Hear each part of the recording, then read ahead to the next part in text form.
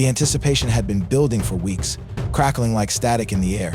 Every time Elon Musk sat down for an interview, the world paid attention, waiting to see what new controversy or revelation would emerge. But this time, something was different, something heavier, something more volatile. This wasn't just about electric cars, space travel, or artificial intelligence. This was about something far more personal. This time, Musk was walking into the fire, and he knew it. The controversy had been swirling for months, fueled by accusations that his companies fostered an exclusionary work culture, particularly toward minorities.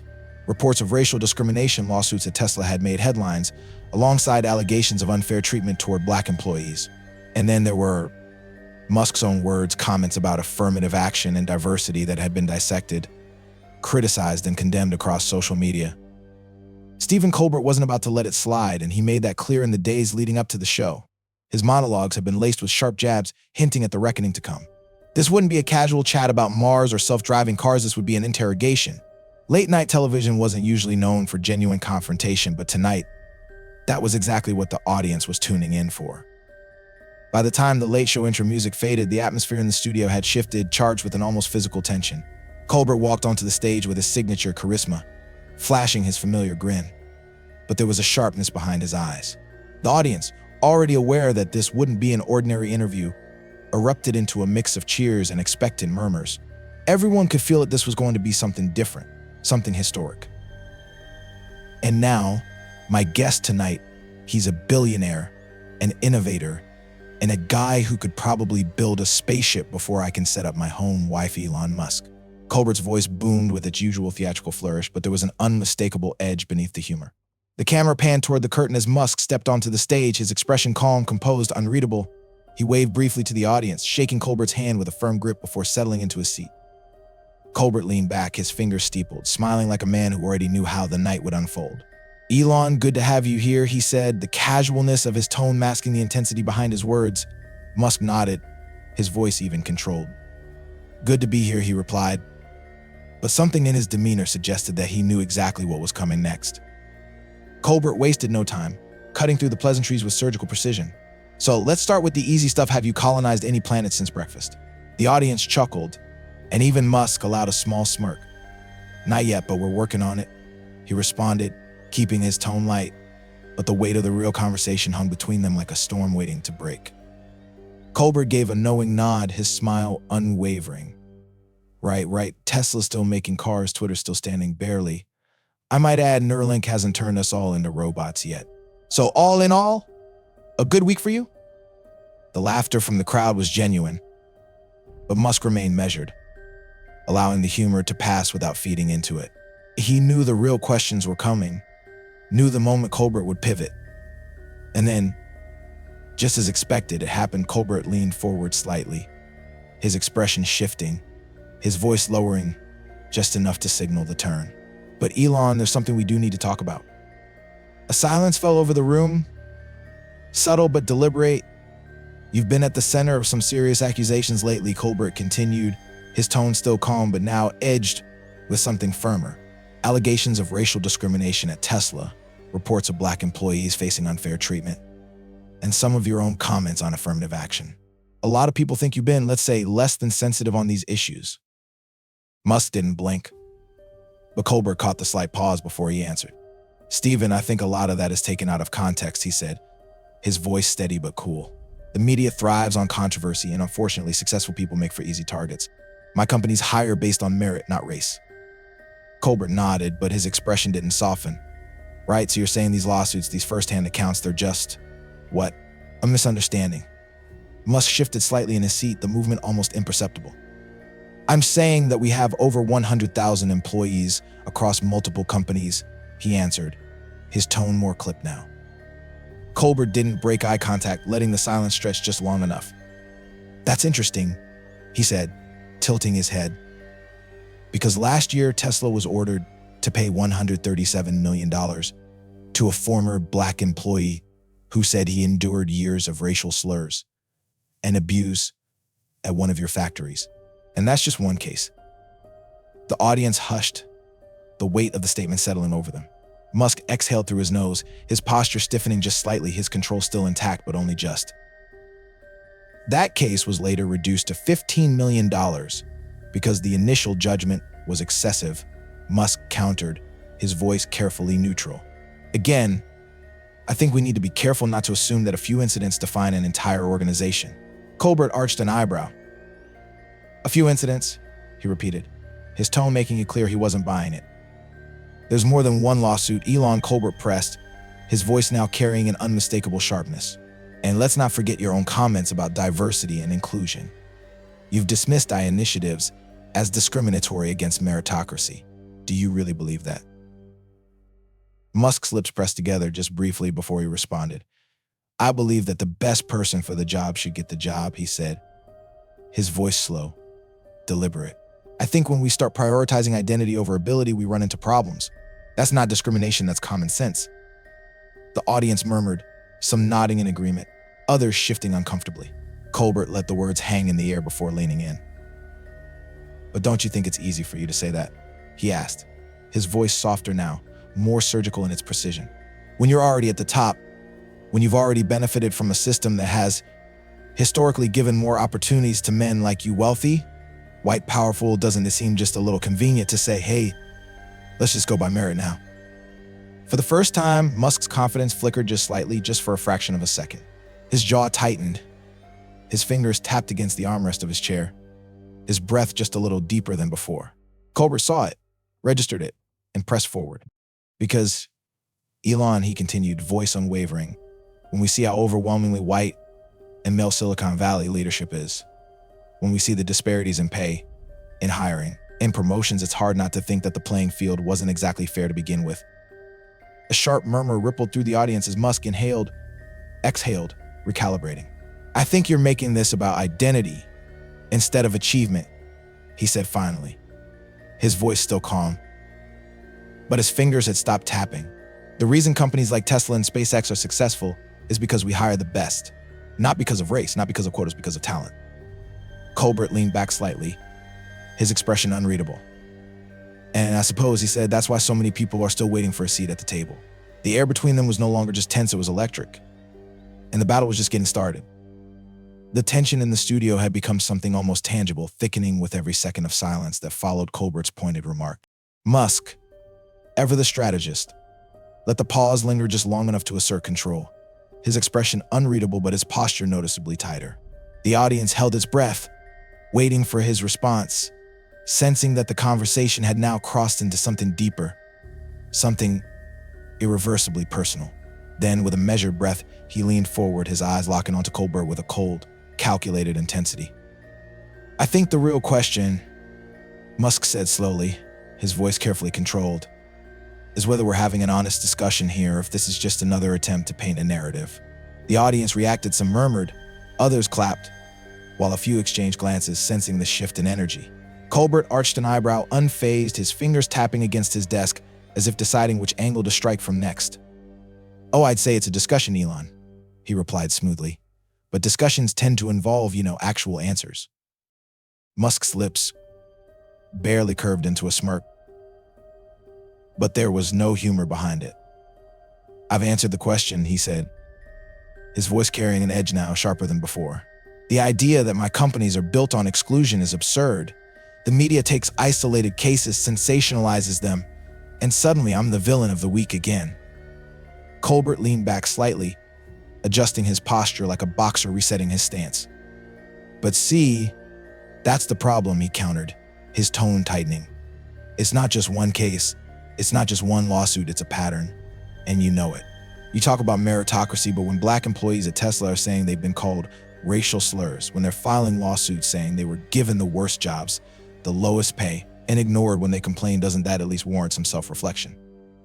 Musk exhaled through his nose, his patience wearing thinner by the second. It warrants an investigation, which we do. We take allegations seriously, but let's be real, there's a financial incentive for lawsuits. You think every claim made against a high-profile company is suddenly gospel truth. A few people in the audience clapped, but others shifted uncomfortably. Colbert wasn't about to let the moment slip. So now the victims are lying. He pressed, his voice sharp but still laced with that unmistakable late-night cadence. I just want to be clear, your response to these allegations isn't concern, it's skepticism. Musk's expression darkened slightly. My response is logic, he said flatly.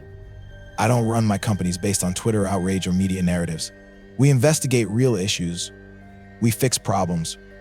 But I'm not going to start making public confessions just because it makes for a better headline. Colbert nodded slowly, absorbing the response before shifting tactics. You're a man who loves data, right? He asked, his voice softening slightly, deceptively casual. Because the data says that Black and Hispanic employees in tech are underrepresented, underpaid, and often overlooked for promotions. Do you honestly think that's just coincidence? Musk's fingers tapped once against the armrest, a rare tell that Colbert didn't miss. I think correlation isn't causation, Musk replied, his voice clipped. I think if we really want to solve these issues, we should focus on improving education and skills, not pushing divisive narratives. Colbert inhaled sharply, shaking his head slightly as he let out a humorless chuckle.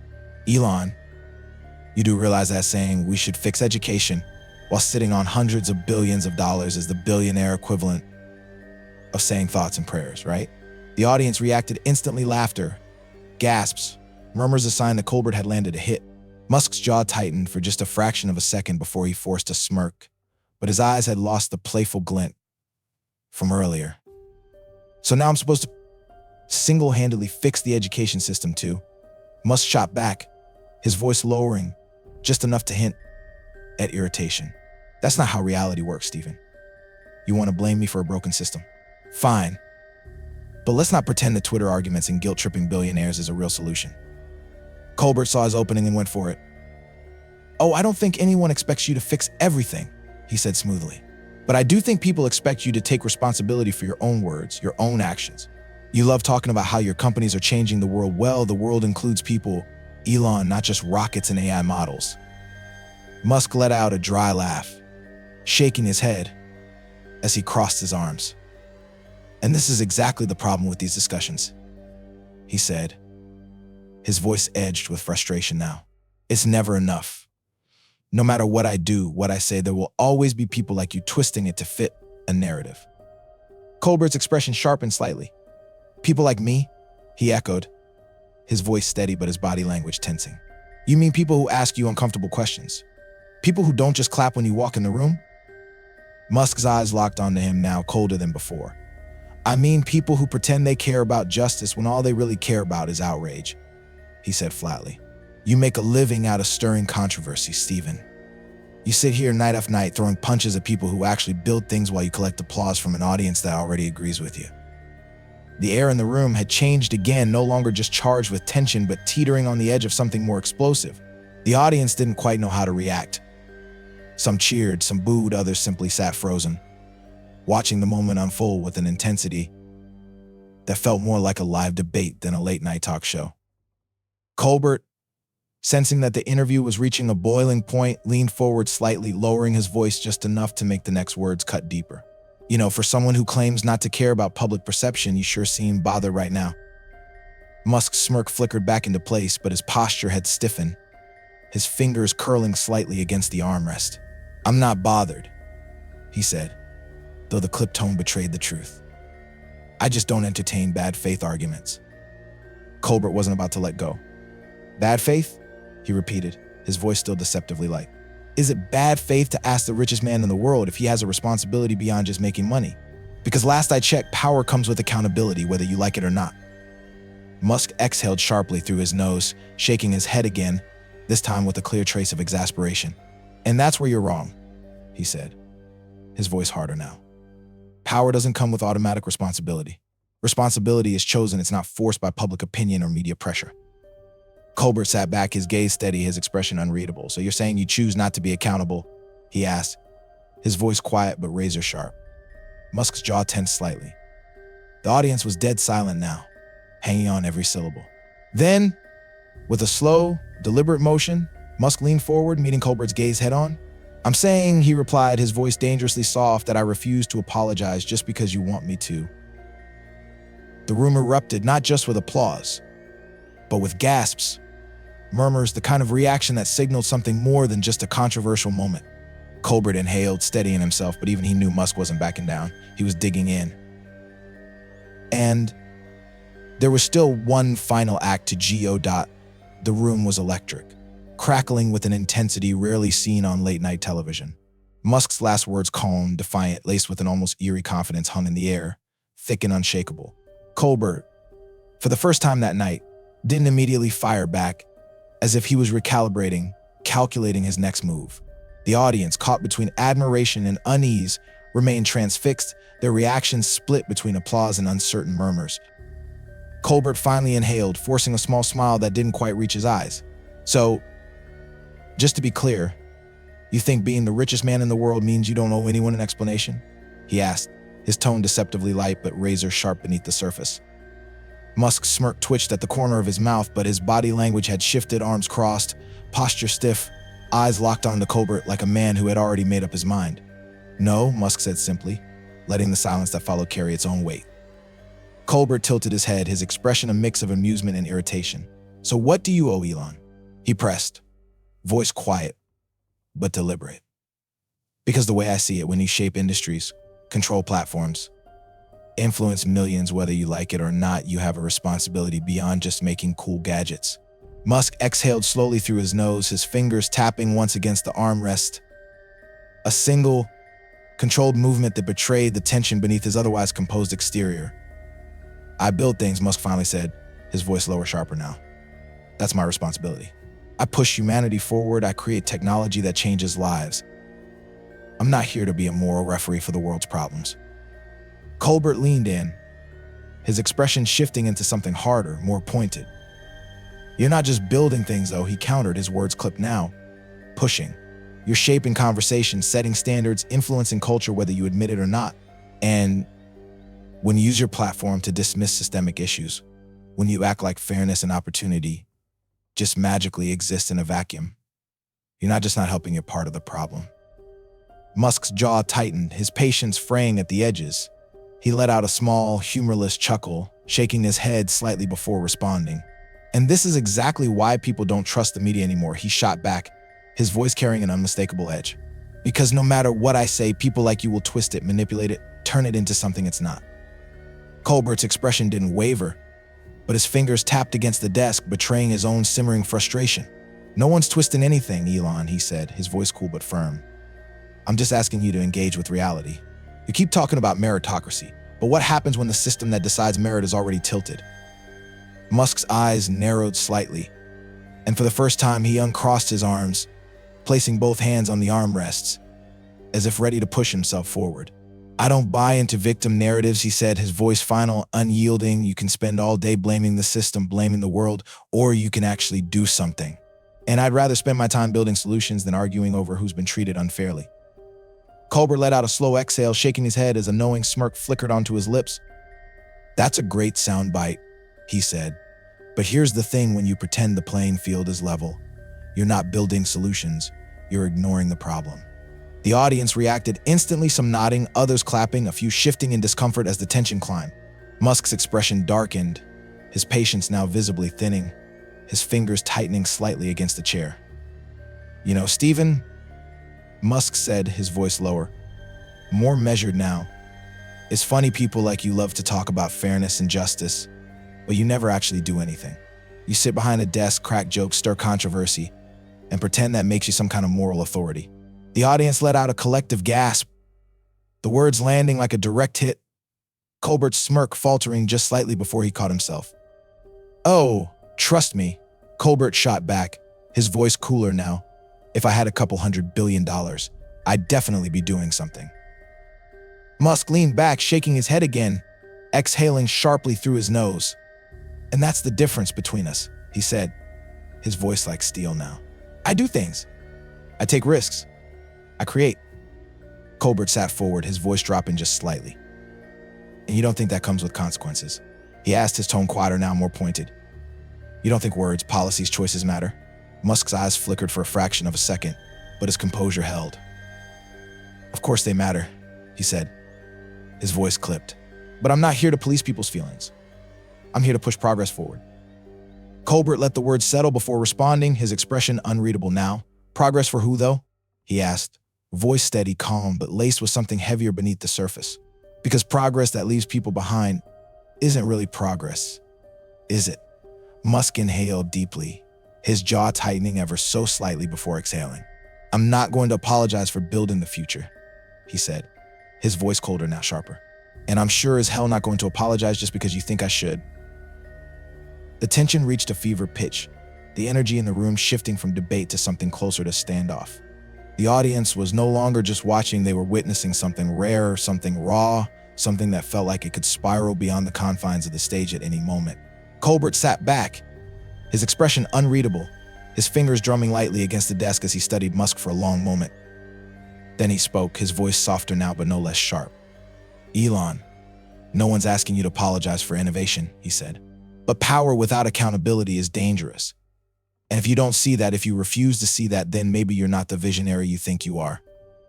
Musk didn't react immediately, letting the words land, letting the moment stretch. Then, slowly, methodically, he uncrossed his legs, pushed his chair back and stood. The audience murmured in confusion, some gasping, others whispering as they realized what was happening. Colbert's eyes widened just slightly, but he kept his expression neutral as Musk straightened his jacket, exhaled, and looked him dead in the eye. This interview's over, Musk said, his voice cool, almost emotionless. The studio fell into stunned silence. Colbert blinked once, twice, then let out a short, surprised laugh, leaning back in his chair. Oh, come on, he said, shaking his head, his voice carrying both amusement and exasperation. If you're really gonna walk out. Musk didn't answer, he simply turned and started toward the exit, his steps slow, deliberate, unbothered by the growing murmur from the audience. Colbert, sensing the moment slipping from his control, made one last play. Well, I guess that answers my question, he called out, his voice carrying just enough bite to make the moment sting. Accountability's a little harder when you can't just block people, huh? The audience erupted, some gasping, some cheering, some laughing, but Musk didn't stop. He reached the edge of the stage, paused just for a second, then walked off into the darkness. And just like that, the most controversial interview in late show history ended not with a mic drop, not with a dramatic rebuttal, but with a billionaire choosing to walk away. And somehow, that made the moment even bigger than anything either of them had said. In life, power and influence don't make you untouchable, they make you responsible. Whether you're a billionaire shaping industries or an everyday person navigating your own path, the way you respond to challenges defines who you are. Some people, like Elon Musk, will stand firm, refusing to bend to pressure, insisting that action speaks louder than words. Others, like Stephen Colbert, will demand accountability, pushing for hard conversations, believing that words and actions carry weight. But at the core of it all is a simple truth: no one is above the need for reflection, and no one is exempt from consequences. This interview wasn't just a battle of egos, it was a clash of perspectives that exists in all of us. How do we handle criticism?